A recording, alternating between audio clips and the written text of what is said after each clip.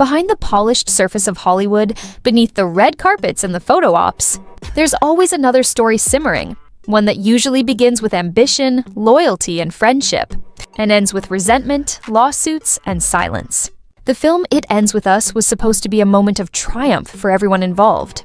It was adapted from Colleen Hoover's wildly successful novel, a TikTok-fueled bestseller that promised to bridge the gap between literature and cinema.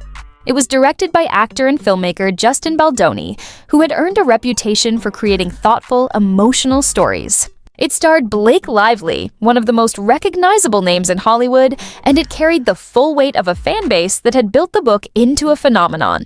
But behind the glossy trailers and the romantic music, a very different drama was unfolding, one that involved creative control, hurt feelings, and a bitter fight about what message the story should ultimately send to millions of women. When It Ends With Us was first announced, it was clear that Colleen Hoover had immense influence on the project. She spoke publicly about how she wanted Justin Baldoni to play the male lead, Ryle, the charming yet deeply flawed neurosurgeon. In early videos and interviews, she could hardly contain her excitement, talking about how perfect the casting was and how grateful she was to the team at Wayfarer Studios, the production company behind the film. But over time, that excitement began to shift. Somewhere between the first draft of the screenplay and the film's release, the collaboration started to unravel. What had begun as a celebration of shared vision turned into a clash of values, and ultimately, a war over the film's ending. The story of It Ends With Us is a complicated one. The book follows Lily Bloom, a young woman who falls for Ryle Kincaid, a handsome surgeon who seems perfect until he reveals a dark, abusive side. Hoover's portrayal of Ryle was controversial, even when the book first came out. Critics and domestic violence advocates took issue with how the story framed his behavior, how it seemed to excuse his violence as a product of trauma rather than choice. The book depicted Lily trying to fix him through therapy, and even after multiple incidents of abuse, she continued to live with him while pregnant. It was a story that aimed to show how hard it can be to leave an abusive relationship, but many readers felt it went too far in humanizing Ryle. When it came time to make the movie, Justin Baldoni faced a dilemma. How do you stay faithful to a best-selling book that fans adore, while also being responsible about the message your film sends? The book's ending, where Lily decides to co-parent with Ryle despite his past abuse, didn't sit right with many advocates. It painted a picture of redemption that didn't align with reality. Most abusers don't change, and suggesting otherwise could send the wrong message. So Baldoni and his screenwriter, Christy Hall, made a bold choice. They rewrote the ending. In their version, Lily walks away for good. Ryle meets their child in the hospital, realizes what he's lost, and leaves. The door is closed, both literally and figuratively. To Justin Baldoni, this change was about protecting the integrity of the message. To Colleen Hoover, it was personal. When an article came out from The Wrap explaining why the film's ending had changed, she was furious. She sent Baldoni a message saying, "This is a lie. Please delete it." She felt betrayed. The article quoted Baldoni explaining that he didn't want to portray co-parenting with an abuser, not without showing the difficult work and years of healing that would have to happen first. He said, "I don't want to open up a can of worms and have a conversation about should a man like Ryle be allowed to co-parent. The truth is, most of them go back to being abusers." To him, it was a moral decision. But to Hoover, it felt like he was rewriting her story. And by extension, rewriting her truth. Wayfarer Studios tried to calm things down. Internal messages show that Baldoni's team drafted responses explaining that there was no ill intent, that no one was trying to discredit her. They reminded her that she had been part of the creative discussions from the beginning. She had seen the script, given feedback, even asked fans to join her for read-throughs to discuss Ryle's portrayal. But somewhere along the way, she had started to feel excluded.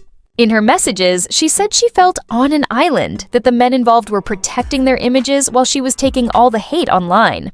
She mentioned that she had asked for donations to domestic violence organizations and felt brushed off.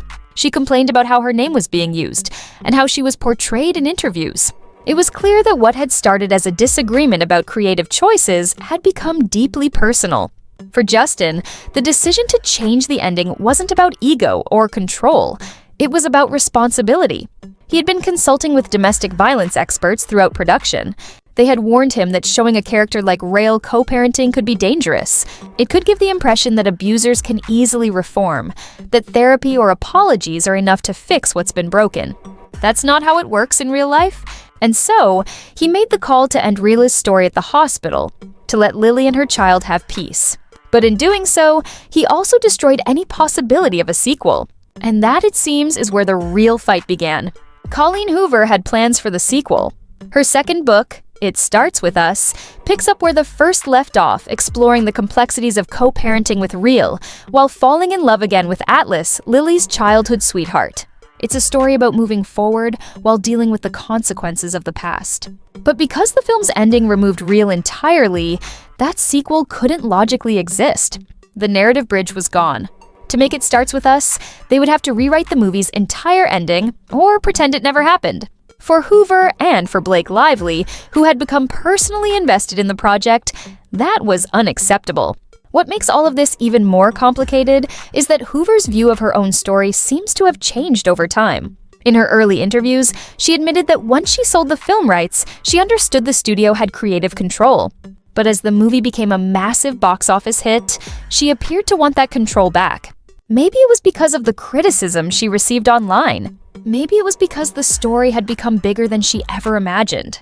Her Facebook fan group, The Cohorts, had turned into a kind of cult following, dissecting every detail, defending her against any negative comments.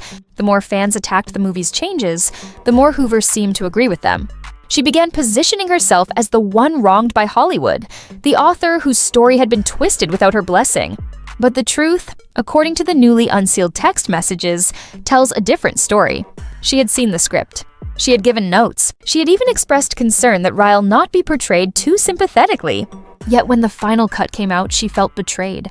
That contradiction between her earlier involvement and her later outrage raises questions about what was really motivating her. Was it about the message, or was it about control? Blake Lively, meanwhile, stood by Hoover. Their friendship had grown during production, and it seems that Lively shared Hoover's frustrations.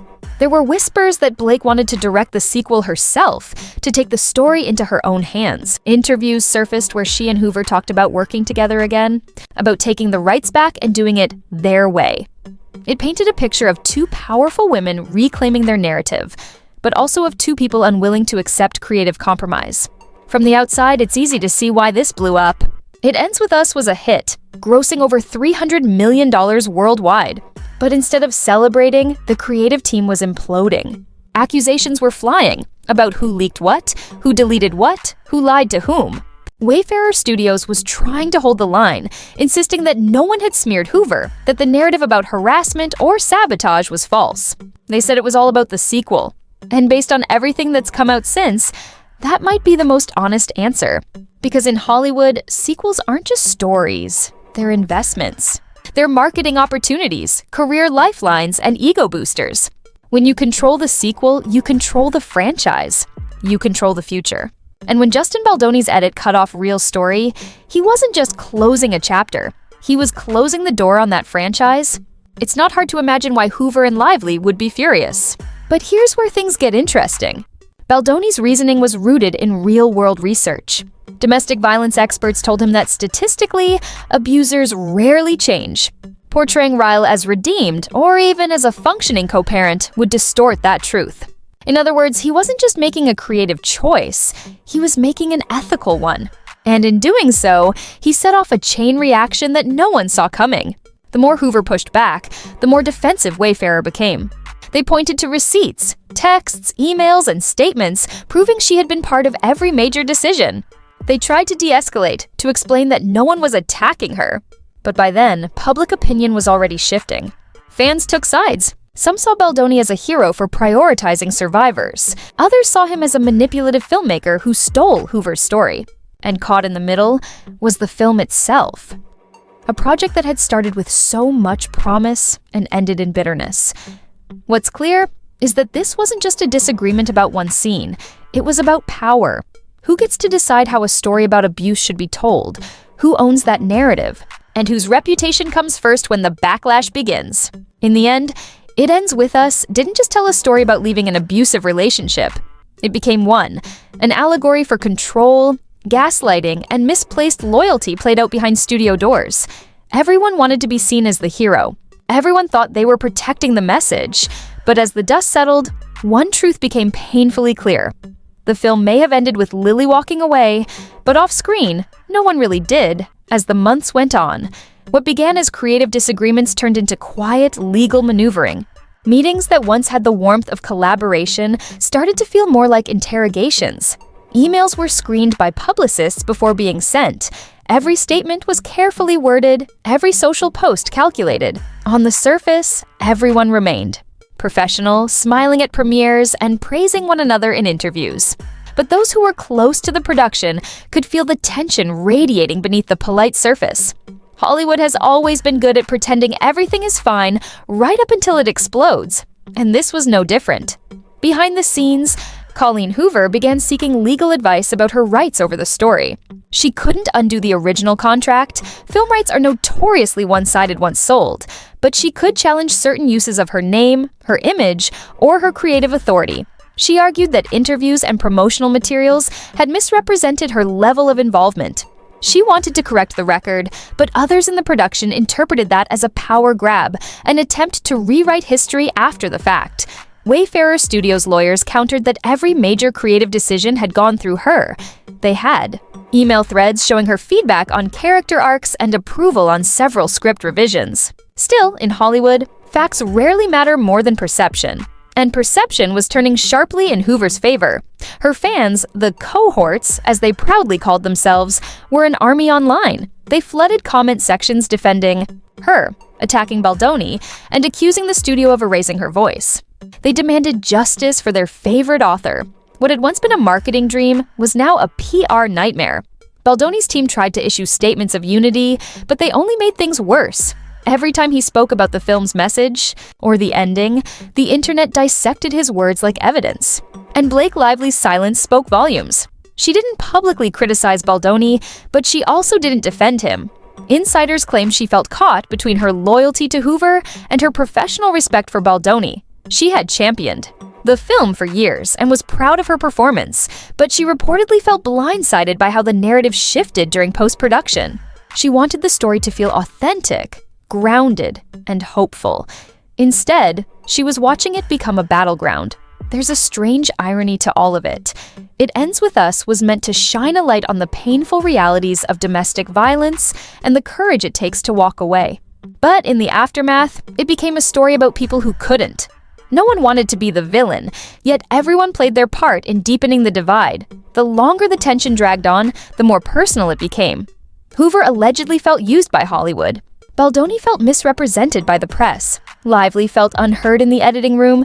Even Wayfarer Studios, once celebrated as a progressive, purpose-driven company, found its image slipping. And then came the text leaks. Sometime in the weeks following the movie's release, screenshots began circulating. Messages that appeared to show Hoover expressing frustration with Baldoni, accusing him of lying, and demanding he retract certain public statements. The messages weren't flattering for either side. They revealed a breakdown in trust so severe it bordered on hostility. At one point, Hoover allegedly accused Baldoni of trying to make her look bad for clicks. Another message suggested she felt she had to protect her own legacy. Those words spread fast. They confirmed what many had suspected, that this was no longer just a creative argument, but a personal war. In response, Wayfarer Studios released a carefully worded statement. They praised Hoover's storytelling, acknowledged her concerns, and reiterated their commitment to honoring survivors. They didn't mention her by name in connection with any dispute, but the subtext was obvious. They wanted to end the drama before it hurt their brand, but it was too late. The media had caught wind, and suddenly, the press that had once celebrated the film was writing about its off-screen feud. Entertainment reporters framed it as a clash of egos. Industry insiders whispered that Hoover's team had been shopping around new adaptation deals for It Starts With Us, the sequel novel. Some claimed she was trying to wrestle the rights back, to take the story to another studio that would let her and Lively produce it themselves. Whether that was true or not, it spread fast enough to make headlines. And for Justin Baldoni, it felt like betrayal. He had poured years into this film, balancing the impossible expectations of fans and critics alike. To see his work reduced to a controversy about who owned the story was devastating. Those close to him say he started withdrawing from interviews, avoiding the spotlight. He focused instead on his family and on other Wayfarer projects, but the wounds lingered. In private conversations, friends said he felt Hoover never truly understood what he was trying to do, that she mistook care for control. He wanted to protect victims of abuse from seeing their pain romanticized. She wanted to protect the emotional truth of her story. Two noble goals, but fundamentally at odds. Meanwhile, the box office numbers kept climbing. Despite the controversy, or perhaps because of it, It Ends With Us became a massive commercial success. Fans flocked to theaters to see what all the fuss was about. Social media debates only fueled ticket sales. Every think piece, every tweet, every leaked message gave the film new life. It was the kind of viral chaos Hollywood dreams of, but no one involved seemed able to enjoy it. As the film's success grew, so did the scrutiny. Critics began re-examining Hoover's books, pointing out troubling patterns in how her male characters were written. Others accused the movie of sanitizing abuse, even with its revised ending. There was no way to win. If Baldoni had kept the book's ending, he'd have been accused of glorifying abusers. If he changed it, as he did, he was accused of silencing the author's voice. The film had become a mirror reflecting everyone's biases, and nobody liked what they saw.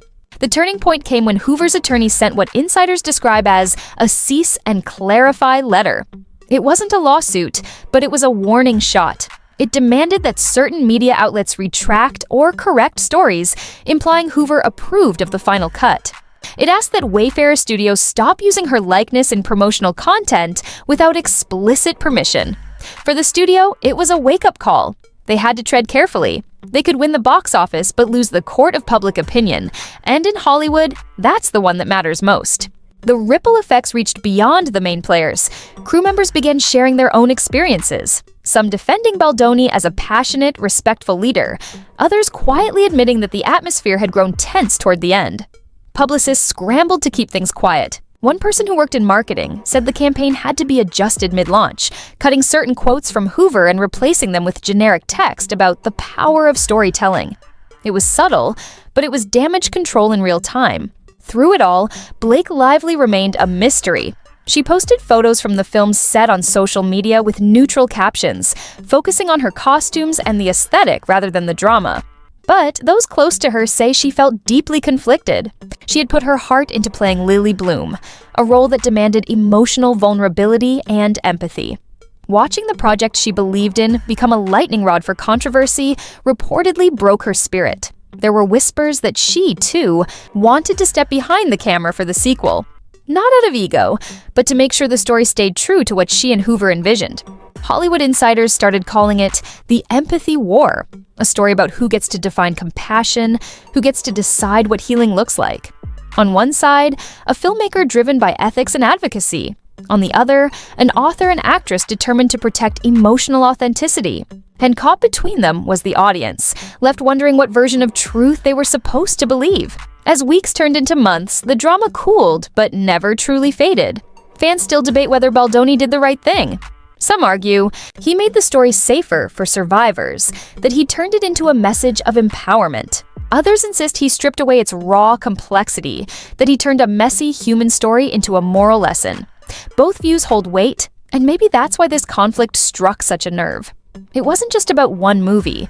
It was about how art should handle pain, how storytellers should balance truth and responsibility. By the time the film left theaters, all the key players had gone silent. Hoover stopped posting about the movie altogether. Baldoni retreated from social media. Lively focused on other projects. But silence in Hollywood is never permanent. Rumors began to swirl that Hoover and Lively were quietly developing It Starts With Us under a new deal, one that would give them more control over production and story direction. If that's true, it would mean a second act is already in motion, a sequel born not from collaboration, but from the ashes of conflict. And if that happens, the cycle will begin again. Because in Hollywood, every ending is just another beginning, especially when money, fame, and reputation are on the line. It Ends With Us may have closed its story with a clean break, but off-screen, the people behind it still haven't figured out how to let go. In the end, It Ends With Us became more than a movie. It became a mirror of the very pain it tried to portray. What started as a collaboration built on hope and trust dissolved into silence, ego, and control. Colleen Hoover wanted to protect her story, Justin Baldoni wanted to protect its message, and Blake Lively wanted to protect its heart. Each believed they were doing the right thing, yet somewhere along the way, they all lost sight of each other. The film's title proved prophetic, not just for Lily Bloom, but for everyone who brought her to life. It ends with them,